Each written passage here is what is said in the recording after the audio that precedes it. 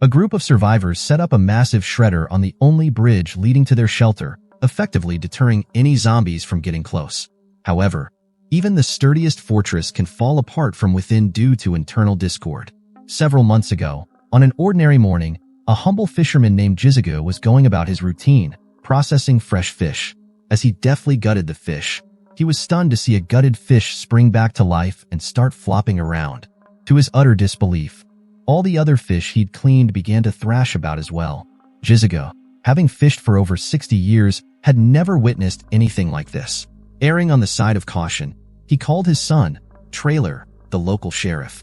When Trailer arrived in his patrol car, Jizugu eagerly showcased the bizarre, still flopping fish carcasses. Despite his extensive experience, Trailer was thoroughly spooked. Deciding that extreme measures were necessary, he opted for a simple, if drastic, solution. If something couldn't be dealt with, it should be burned. But just as they were about to proceed, the trunk of Trailer's police car started to move. A sense of dread washed over him because the trunk contained the body of a dog that was supposedly poisoned. With years of experience as a sheriff, Trailer knew he had to act quickly. He emptied his clip into the trunk and then, with his father, set the dog's body ablaze to ensure it was destroyed. However, this strange ordeal was only the beginning. Trailer received a call from the station, summoning him back because his two troublesome sons had once again landed themselves in jail, tarnishing his reputation as the local sheriff. Frustrated, Trailer rushed to the holding cell, ready to reprimand his sons, but he was met with a far more horrifying scene. One of the detainees was crouched on the floor, writhing in pain and vomiting blood, looking like he didn't have much time left. Seeing the man deteriorate rapidly, knowing trouble at the station would only escalate, Trailer quickly unlocked the door to assess the situation.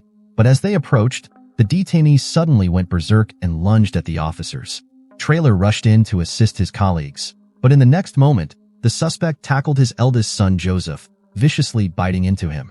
It took several officers working together to subdue the frenzied suspect and lock him away separately. Despite being bloodied from the altercation, the suspect continued to struggle ferociously.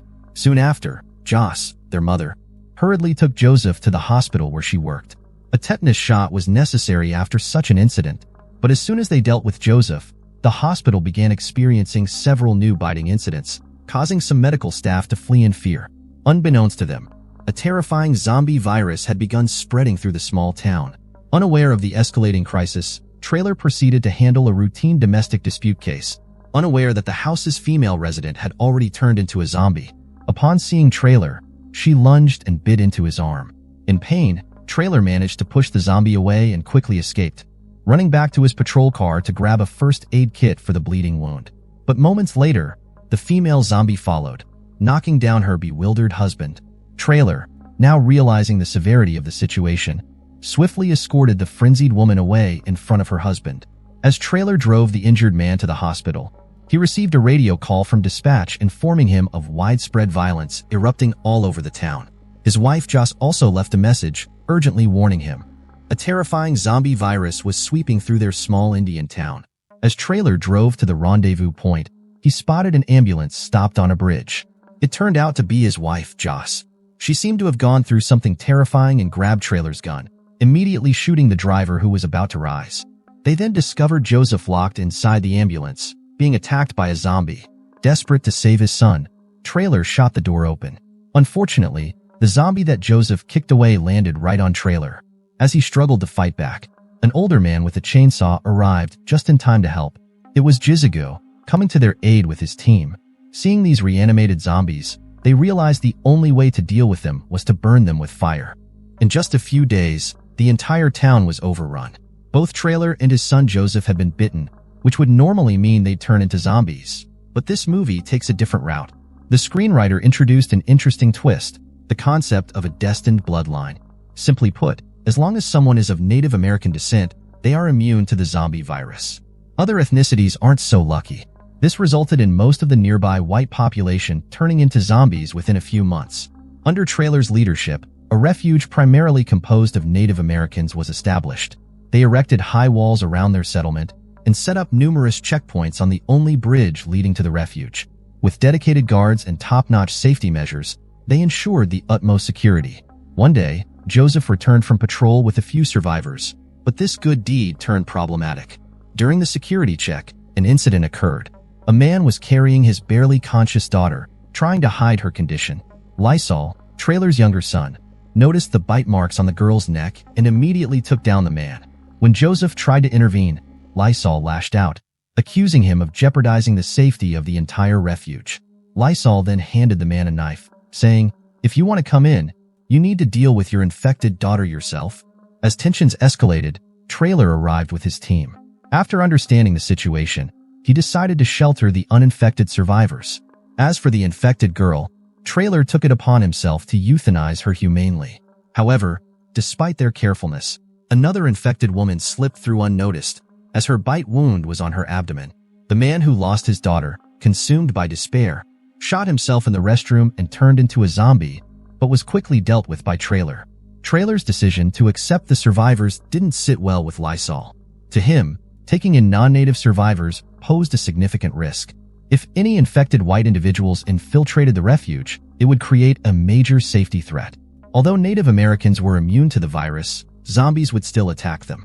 Lysol believed that the Native community should seize this opportunity to establish a secure settlement exclusively for themselves. Lysol's views garnered considerable support among the tribe members, who felt they were the rightful owners of the land. Unlike the radical Lysol, Trailer was more moderate. He believed that the Native American suffering was behind them, and now was the time to unite with any survivors they could find to face the crisis together. The father and son parted on bad terms, creating a rift that would later jeopardize the refuge's safety. While Trailer and his team were out scavenging for supplies, Lysol, who harbored deep resentment towards the white survivors, decided to welcome the woman they had taken in earlier that day. Unfortunately, his actions led to dire consequences. When Joseph arrived after hearing the commotion, he found that the infected woman had bitten Lysol, causing him significant harm. Although Lysol survived the attack, his days of enjoying life were effectively over. Lysol blamed Joseph for everything, believing that if Joseph hadn't brought those people back, he wouldn't be in this predicament. During their heated argument, Lysol stabbed Joseph. Not stopping there, Lysol, now completely consumed by darkness, locked the infected woman and Joseph inside the refuge, planning to wipe out all the white survivors within. After breaking free, Joseph immediately sought out his mother, Joss, to warn her. However, it was too late. The sounds of zombies echoed throughout the refuge, signaling its imminent downfall. As the chaos unfolded, a man who refused to heed the warnings insisted on leaving. The moment he stepped outside, a horrifying scream pierced the air. Meanwhile, Trailer and his team finally returned. Seeing the unguarded gate, he knew something was wrong. He contacted Joss through the walkie-talkie and learned about the dire situation inside the refuge. Despite the danger, Trailer decided to rescue his family. They devised a diversion plan, using the car's music to attract a horde of frenzied zombies, allowing the others to slip into the refuge. Fortunately, they arrived just in time, as Joseph and Joss were barely holding the door shut. Jizigo, staying calm under pressure, cut off a zombie's arm and successfully closed the door. Now was not the time to debate right and wrong. Escaping was the priority. However, with so many people needing evacuation, the process was slow. As they staggered towards the vehicles, a massive horde of zombies broke through the door. Trailer immediately opened fire, but the gunshots only drew more zombies. Jizigo, organizing the evacuation, shouted for the cars to move out. In the chaos, a few survivors fell from the vehicles and were quickly overwhelmed and devoured by the pursuing zombies. Trailer's situation worsened by the minute. To protect his wife and son, he stood at the front, but soon, he was overwhelmed by the horde of zombies.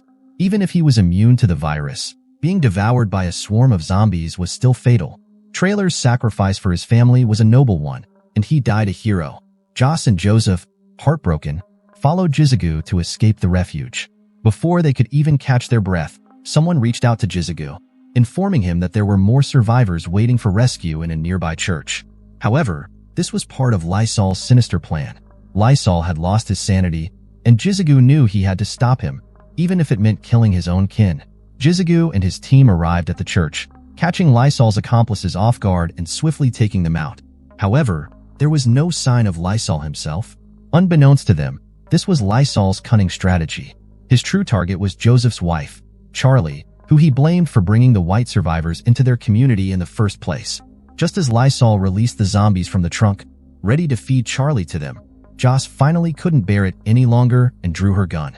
Lysol, however, was too far gone to listen to reason. Joss pulled the trigger, but in the same moment, the zombies were unleashed and quickly swarmed towards Charlie. Joseph arrived just in time to take down the zombies, but unfortunately, Charlie had already been bitten on the neck. Faced with the deranged Lysol, Joseph, in a fit of rage, stabbed him. Disheartened, Jizugu fired a few shots into the sky as he was leaving. The gunshots attracted the zombie horde, sealing Lysol's fate. In the end, as the survivors boarded a small boat to escape back to the indigenous homeland, Jizugu chose to stay behind. With his son Trailer dead and himself feeling like a withered tree, he decided not to join them.